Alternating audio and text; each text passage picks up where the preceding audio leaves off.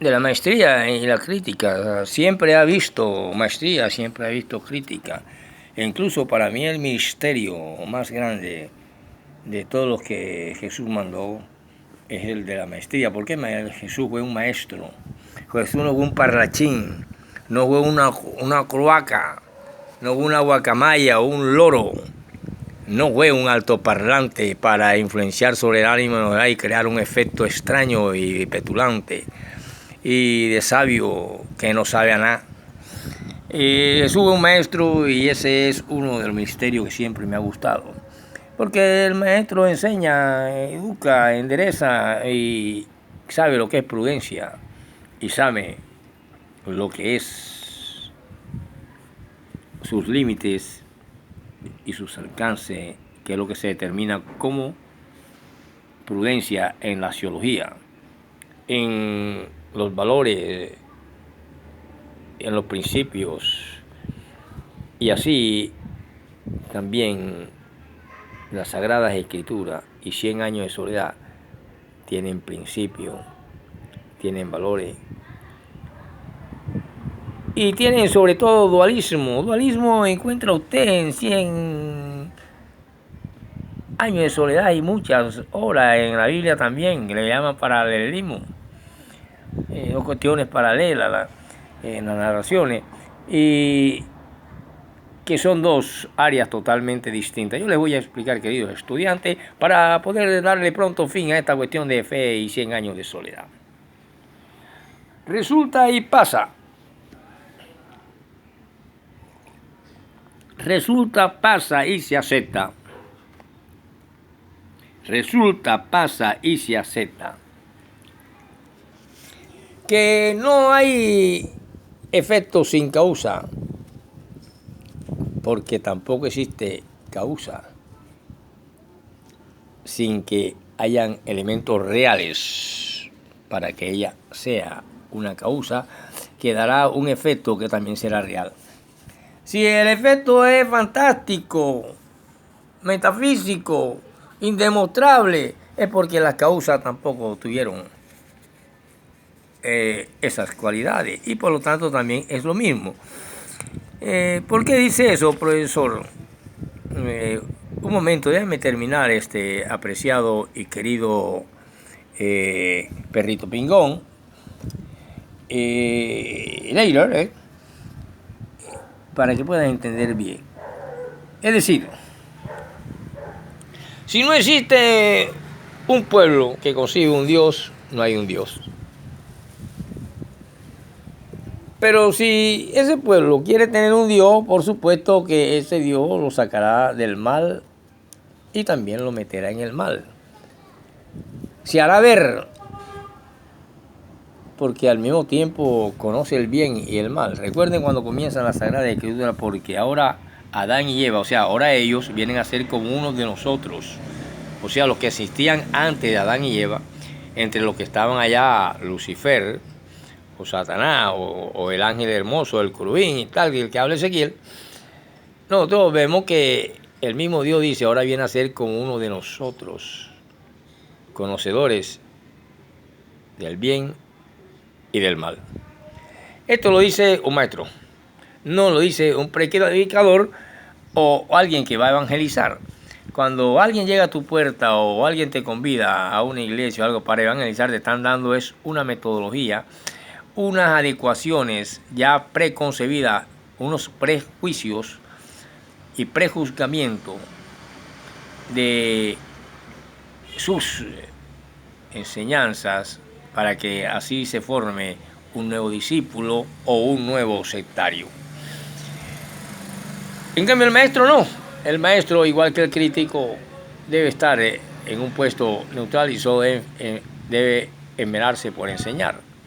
Si pertenece a alguna de estas tantas sectas de las que nos habló Pablo cuando estuvo viajando por Roma y que analiza la cuestión, entonces enseñará lo que Pablo lleva, o sea, lo que todos desconocían, el cristianismo. Pero aquellas culturas ya eran efecto de otras causas politeístas. En 100 años de soledad se presentan amorfías, pero profesor, no podemos confundir, y usted mismo nos lo dijo, que una cosa es la literatura sagrada y otra cosa es la literatura seglar. Seglar, García Márquez, Rojas Lazo, etcétera, etcétera. Sagrada, Pablo, Pedro, José, Matías, Génesis, pero ¿acaso no se han equivocado los grandes loros de tablas que aprenden ciertas cosas como cómo hablar en público, cómo pararse en el escenario, cómo influir sobre los demás y cómo hacerse millonario en poco tiempo? Por ejemplo, se ve usted bibliotecas que dicen hágase multimillonario en 2 segundos. Piense y hágase rico. Y cosas así, por el estilo. Perdón, profesor, ¿por qué usted dice eso? Hombre, sencillamente porque yo estoy hablando de fe y 100 años de soledad. Y para hablar de fe y 100 años de soledad debo tocar algunos textos de la literatura sagrada y literatura seglar, como vienen siendo todos estos. Porque hay culturas de por el medio y el crítico que está haciendo y va a hacer la crítica de 100 años de soledad y de obras colombianas es extranjero. Y esta cultura extranjera se pasea por Moscú. Es fácil ver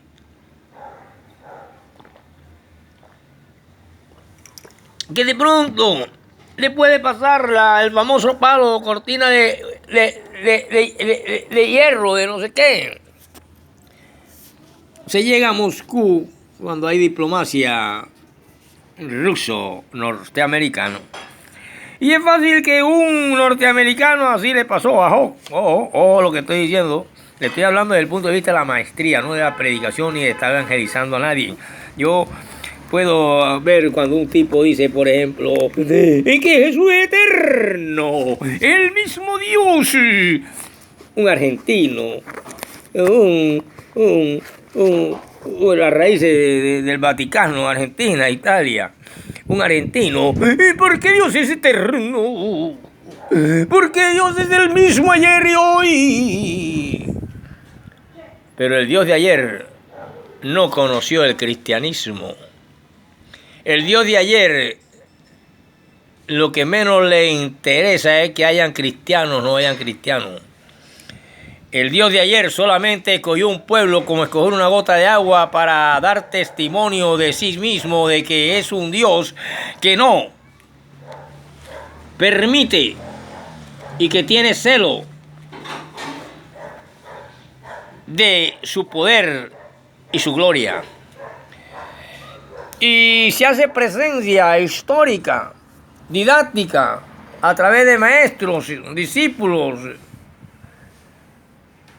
profetas en la antigüedad y con el nuevo pacto en las épocas de todos estos apóstoles y toda esta edad. Pero usted es un predicador y usted, yo como maestro bíblico, lo escuché diciendo que Jesús es eterno porque es Dios. Y Jesús no puede ser eterno porque ahí mismo dicen que es el alfa y el omega. Y el alfa y el omega son 2 letras que pertenecen al abecedario griego que significa principio y fin. Y si es el alfa y el omega, usted está diciendo que el Dios de los cristianos tiene principio y tiene fin. Sin embargo, el Dios del Antiguo Testamento solo quiere un pacto y no tiene principio ni tiene fin porque es increado. Es intocado porque es invisible. Solamente escogió un pueblo. Ya ve usted la diferencia cuando usted predica en las calles y bueno, engaña al que no sabe. Pero pasa un maestro que fue el primer ministerio que Jesús dio a sus evangelizadores. El mismo Jesús le llamaría la atención. O soy griego o soy judío. Porque tú estás diciendo que yo tengo principio y fin. Y estás gritando en la tarima y te están echando relojes y te están echando plata en efectivo y te están dejando camionetas en la calle porque gritas. porque tienes envolvida a la gente, porque sabes cómo pararte en un púlpito. Hiciste un curso de glamour y un curso del arte de hablar en público. Y esa gente hipnotizada cree que tú has sido escogido por el mismo Dios para predicar, y no es así. Entraste el otro día, viste que el negocio es bueno, la compra y venta de la fe, que es lo que podemos llamar en el sistema capitalista, una mercancía más el Cristo, una mercancía que deja plata. Así lo ha convertido, no él. Él vino, cumplió y listo. Y de ahí nacen los misterios y esas cuestiones, pero tú no eres el Cristo.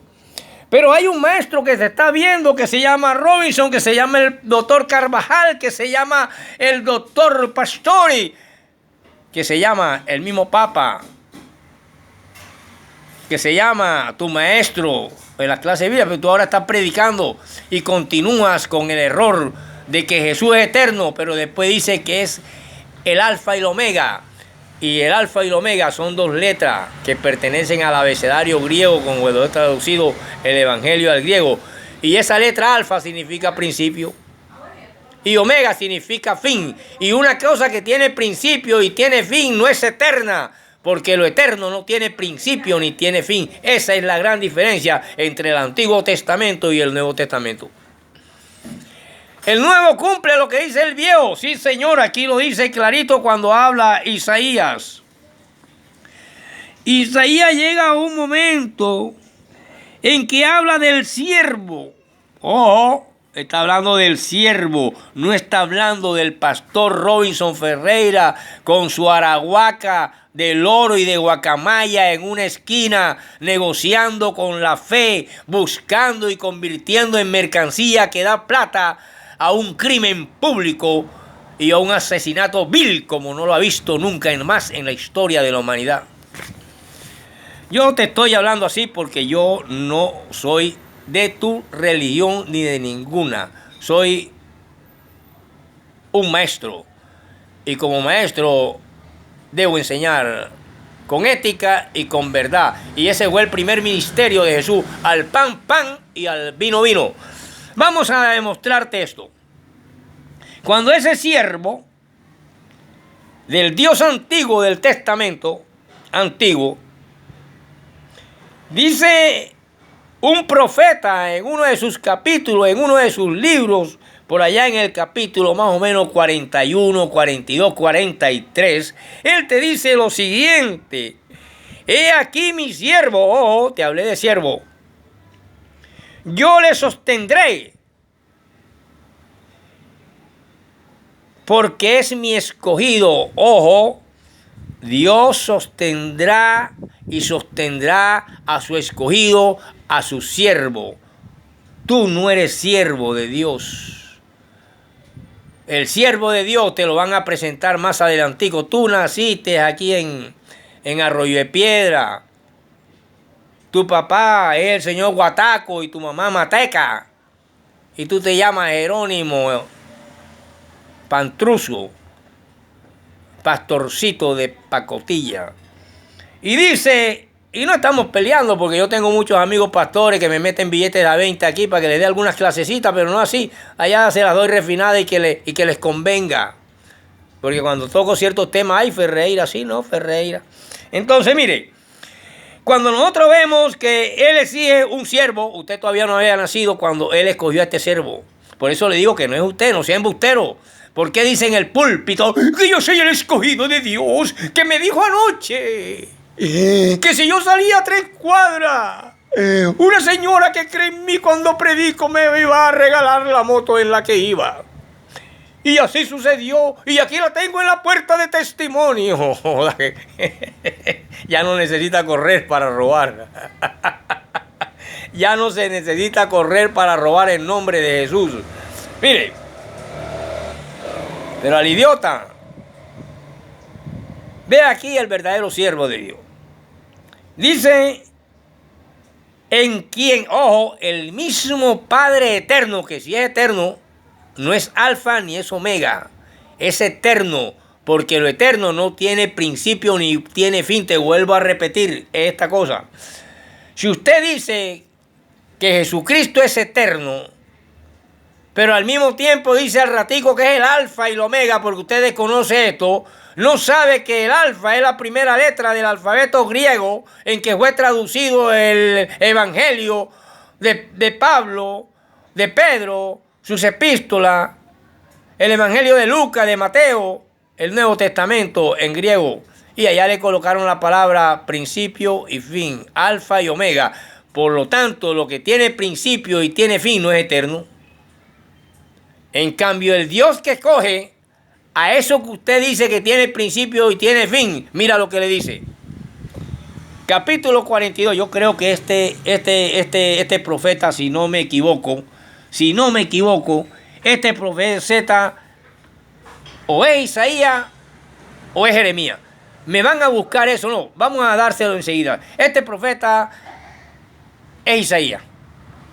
Y es Isaías porque Jeremías es un profeta totalmente distinto y que viene después de Isaías y antes de Ezequiel, ¿sí o no? Vayan a su Biblia, yo lo estoy hablándole aquí también como si estuviera predicando en una...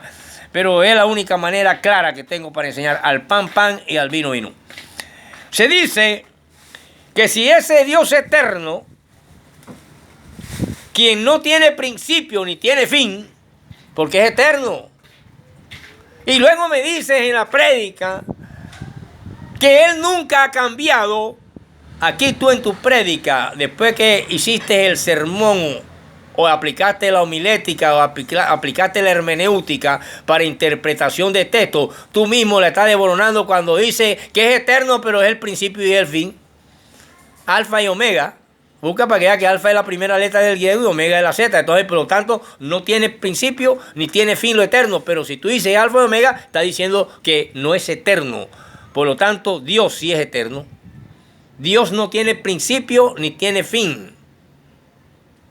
Por lo tanto, no es ninguna alfa ni ninguna omega. Veamos esto a la luz de las Escrituras. Para poderte hablar de 100 años de soledad. Porque es que 100 años de soledad tiene también un trasfondo de otras obras que le ayudaron a hacer. Causas literarias, hechos reales, vivencia genealógica de familia. Por lo tanto, aquí hay un porqué. Y un por qué debe existir una sagrada escritura. Que aquellos hombres, y para ti es fácil hoy que estás predicando, llegar y decir 60 palabras que Jesús dijo 120 y pico y han sacado millones y millones, y con una facilidad que en una tarima la dicen todas en cuestión de segundos, y resulta que para escribir el libro, sea Isaías, Jeremías o cualquiera de aquellos grandes, o cualquiera de sus siervos, cuando escribían una palabra duraban semanas para volver a escribir la otra hasta que Dios les revelara lo que tenían que escribir. Y tú que dices que hablaste con Dios anoche, dices 60,000 palabras en 3 segundos, ¿cómo te voy a creer yo? Y ya ves por qué te equivocas cuando no piensas hermenéutica ni homiléticamente, sino que a través del prejuicio de enseñar una doctrina que favorece a la ideología doctrinaria que yo estoy enseñando para beneficio al convertirla en mercancía que me da plata. Sin embargo, la historia dejó un crimen público entre 2 cruces en lo más alto de un monte llamado Gólgota o Calavera. ¿Viste tú la diferencia entre yo, predicador, y el crimen público? Vamos a ver de quién fue ese crimen público. Te estoy hablando de siervo. Mira lo que dice. Mi escogido, mi siervo, yo le sostendré, en quien mi alma tiene contentamiento. He puesto sobre él mi espíritu. Oh, el Todopoderoso, Yahvé, Jehová, Alá, quien sea, pero el que hizo toda la creación, el que llamamos Dios, puso su espíritu sobre alguien que iba a sostener para que no supiera flaquezas. Tú no, tú te comiste un bolleyuque esta mañana con 4,000 pesos de queso y ahora estás hablando pura paja en un vainoso de eso buscando plata, hombre. ¿Hasta cuándo les voy a enseñar esto que no se debe hacer así? Continuemos en el segundo versículo. Mira lo que dice. He puesto sobre él mi espíritu, porque él traerá justicia a las naciones. No gritará como el profesor Robin. Bueno, los profesores sí tenemos que hablar duro para que nos oiga el último estudiante que está allá en el rinconcito aquel. Pero tú como predicador lo que estás haciendo es trayendo gente para traer más dinero para comprar la moto que quieres comprar, que Dios te dijo que te iba a mandar. Entonces, no gritará, ni alzará su voz. Que todo esto es lo que oímos hoy en una prédica, en las calles y en las tarimas, por televisión. Ningún sacerdote da una misa gritando. Y sabe homilética y te enseña homilética y hermenéutica. Ni su voz, ni la hará oír en las calles donde están predicando hoy todos estos papagayos, todos estos loros, todos estos micos de jardín zoológico, donde, ¿qué están haciendo en estos momentos por la televisión, por la radio, por Facebook, por YouTube? Gritando, y dicen que son más grandes que el Mesías, porque una vez Jesús dijo, ustedes harán cosas más grandes que las que hice yo. Y eso tiene otro significado, yo se lo voy a explicar más adelante. Mire usted, dice que él no gritará, ni la hará oír en las calles. ¿Sabe por qué? Porque el que lo escogió es eterno, o sea, no tiene principio ni tiene fin. Y él sí iba a tener en esta vida terrena un principio y un fin. Iba a nacer de una mujer, así como decía la profecía, y iba a morir e iba a resucitar porque él mismo lo predijo y para eso venía y para eso fue escogido. Tú no has sido escogido. Tú conociste la Biblia antes ayer. Tienes 4 versículos y ya tienes iglesia. ¿Cómo la ves? Para hablarte de 100 ella se lo da más adelante. Mira, se dice que cuando un hombre grande, escritor, escribía una palabra hoy de la Biblia, lo volvía a hacer dentro de una semana o un año, esperando que Dios le dijera la otra palabra que iba a decir. Y tú dices 60,000 palabras en una tarima en cuestión de segundos y todavía quiere que el profesor Robin te crea. Te creerán otros, pero yo te puedo enseñar a ti que estás predicando allá, que estás pidiendo plata, que estás vendiendo un crimen público, que estás negociando con la fe que es gratuita y de la cual tenemos que tener un agradecimiento no merecido, porque no nos merecemos todo lo que pasó esa tarde, después de la mañana de la famosa Hosana y aquella noche en que un hombre queda solitario sobre una cruz. Nosotros no merecemos esa bondad inmerecida. Y tú, sin embargo, dices que te la mereces porque hablaste con el Señor anoche. ¿Quién te va a creer eso? Y no estoy peleando contigo, te estoy diciendo que a todo mundo no se engaña. A mí no me engaña. Porque conozco la maestría bíblica, que fue el primer ministerio que Dios dio. Después vinieron los predicadores. E incluso después vinieron los escogidos por él. Pero lo primero que dijo, enseñad el evangelio. Enseñad, ojo, predicárselo a todo mundo, pero bien predicado y bien enseñado, no con mentiras. Porque ahora es el sistema capitalista que convirtió en mercancía el crimen público. ¿Me estás entendiendo? Para poderte hablar ahora del norteamericano en Moscú. Ahora verás lo que va, para que veas tú la técnica y lo que piensa uno y el otro. Y así también es en la Sagrada Escritura, hermano. Aquí estamos hablando de una cultura que es judía. Mira lo que sigue diciendo el Señor para pasarte entonces al americano y al ruso. Y poder ver 100 años de soledad a la luz de la maestría. Dice que él no gritará, y no quebrará la caña cascada, ni apagará el pábilo que humeare. Por medio de la verdad traerá justicia. Eso estoy haciendo yo ahora, trayéndote justicia por medio de la verdad, para que no sigáis engañando al ignorante, a la persona que también busca que Dios le resuelva todos los problemas y el estado, y pasan todo el día orando de la mañana a la noche y no hacen más nada, no hacen más nada, no hacen más nada. Entonces mira, dice que Él no se cansará ni desmayará hasta que establezca en la tierra justicia y las costas esperen su ley. Oh, no se cansará hasta que haya ley. Así dice el Dios Todopoderoso, creador de los cielos y el producto y todos sus productos que da la tierra.